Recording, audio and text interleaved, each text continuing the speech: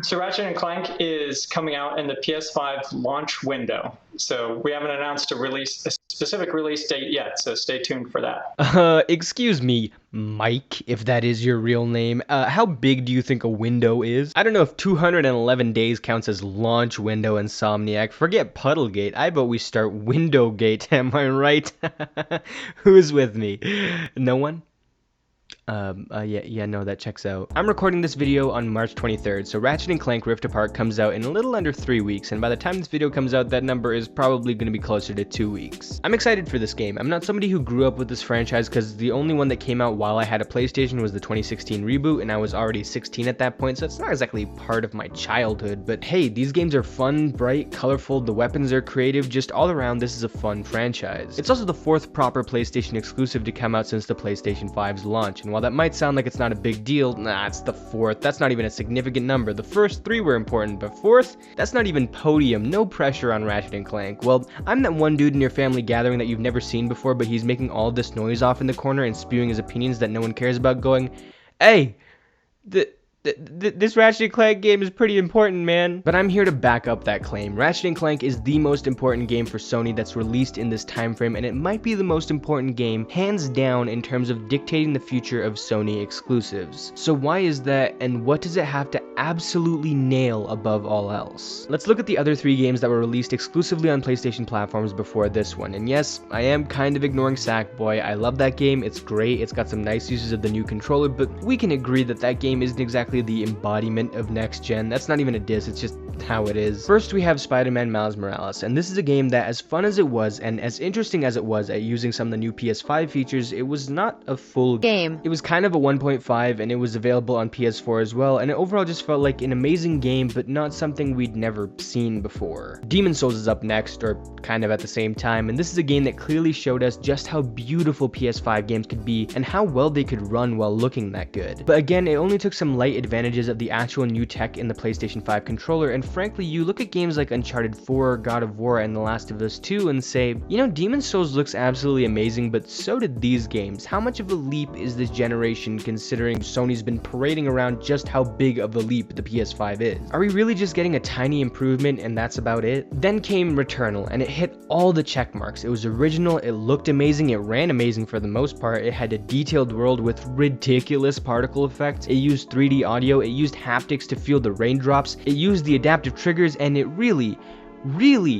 wasn't for everybody. I have a video about how important Returnal is to gaming as a whole, but it's also worth noting that as much as it felt like people were talking about this game, especially in the industry, so many people were discouraged from playing it after hearing that you had to go all the way back to the beginning when you died, especially when the price tag associated with it was so steep. And on top of that, this was a new IP from a developer that most mainstream fans might not even recognize. Ratchet & Clank is both a franchise that has been around for 19 years and has had its last entry 5 years ago, and also one that hasn't had a true original game in 8 years, so people are kind of fiending for the Lombax right now. The series has been constantly well reviewed, it's from a respected developer that's at the peak of its relevancy right now, and almost anyone who has even a passing interest in games knows what this franchise is. It is a full, original, new game, unlike Miles Morales or Demon's Souls. It also has heavily marketed its PS5 specific capabilities, not next-gen capabilities, PS5 specific ones. Again, kind of unlike those first two games, and it's doing that all in a package that people are inherently more willing to buy and experience, unlike Returnal. This game feels like Sony's chance to go, hey, everyone, here's why this next gen of exclusives matter, more than any other game before it, and considering how important that message is to Sony, I think there's a lot riding on this game. I would argue that in the first time in the Sony and Xbox rivalry, the two are finally starting to distinguish themselves from one another instead of directly competing. At least the first time it's working.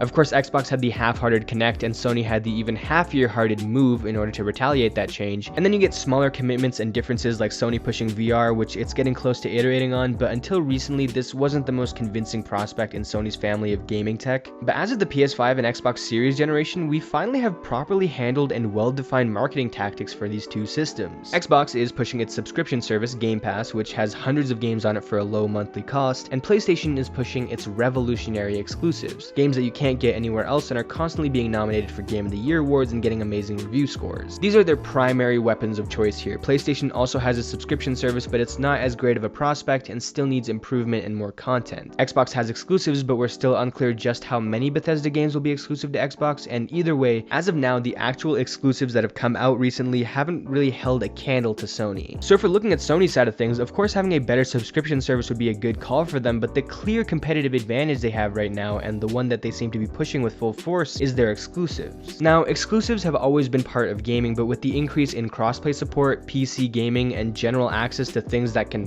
play games, we've seen a direct relationship between those changes and people's skepticism of exclusive games. People have started seeing them as unfair to the consumer and just selfish in general, so if Sony wants to commit to this model, they need to find a way to justify why these games are on their console and their console alone, and why that's actually maybe a good thing. And the way to do that is through the DualSense controller, which is where Ratchet and Clank comes in. I know you've probably heard a lot about this controller and might even be tired of hearing about how great it is. It's not universally loved, but most people are really digging this thing. When you're looking through console generations or the improvements being made on the PC market, you'll notice that almost every improvement is on a visual front. Resolution and dimensions and lighting, and then obviously you have some supplemental things like loading speed and the ability to adjust your performance to your liking. But at some point you start reaching this plateau. Resolution-wise, it's been proven how minimal of a change is between, say, a 1440p and a 4K monitor, and how 4K to 8K shouldn't even be perceivable unless you have an absolutely massive TV. Obviously, all of this stuff is still improving, but it's just not at the rate that it used to. Here's a 10-year difference from 2011 to 2021, and here's a 10-year difference from 2001 to 2011. It's improving now, but it's not innovating like it was then. If you want to keep selling us on the fact that we should be buying these new consoles, you need to prove that innovation is still a part of this process. And this controller is kind of Sony's response to just that. Instead of focusing on just the look, which has reached a bit of a plateau, it focuses on the feel, which has previously really been confined to just generic shaking when anything on the screen happens. Sony's been marking all of the DualSense capabilities relentlessly, and some people are worried that as an unproven quantity, unlike those visual changes, this advancement is going to be thrown to the wayside. It's going to be a gimmick. We'll look back on it the same way we do the touchpad. It's there, but I can't remember the last time I felt like it was anything but just a giant button. Now, what we've seen come out of those features in these games has actually been amazing. Again, not absolutely everyone's cup of tea, but it made Returnal and Spider-Man and Demon's Souls feel so much better than they otherwise would have, even though two of those games were pretty light on their uses of those features. But I think that Ratchet and Clank is, like I said, the most public and most likely the most popular title to come out to prominently feature this controller's uniqueness. And considering the next Horizon game is coming out on PS4 as well, and there's almost no way that Ragnarok actually comes out this year, Ratchet and Clank will be the defining game of the PS5's first year. And that means that it's gotta feel like using those adaptive triggers to pick between shooting one barrel on a shotgun versus two barrels, or using them to charge up a weapon and then fire it,